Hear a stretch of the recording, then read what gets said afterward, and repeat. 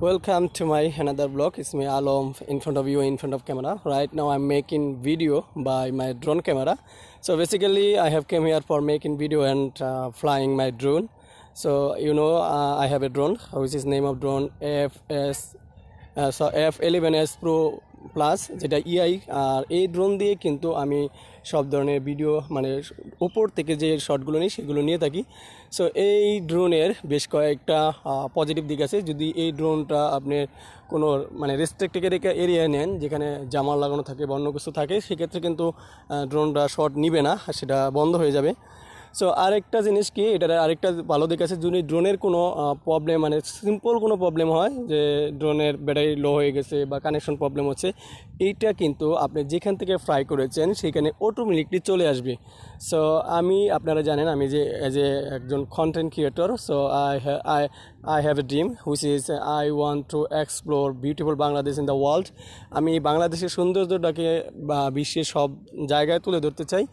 আর আমি এই মুহূর্তে আছি I am at a beautiful pond, as you can see in this pond green and green grass, and আমার পিছনেই কিন্তু সুন্দর একটা বুট আর কি।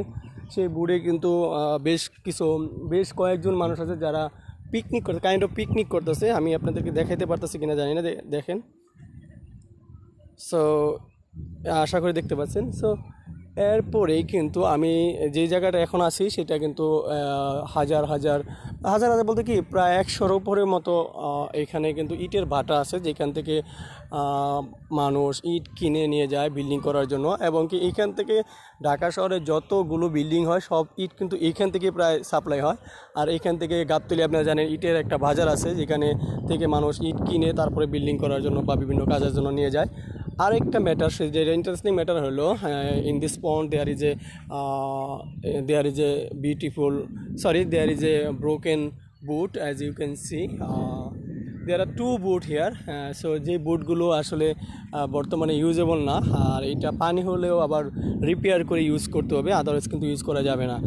সো আর আমি এখানে প্রায় হাফ অ্যান আওয়ার এই ড্রোনটা ফ্রাই করলাম। আর ফ্রাই করার পরে আমি যেটা ফিল করলাম, এখানে অনেকগুলো কাক আছে, কাকে আমার ড্রোনের সাথে একটু ফাইট করার চেষ্টা করতেছিল, যার কারণে আমি ড্রোনটা নিচে নামিয়ে নিয়ে আসছি।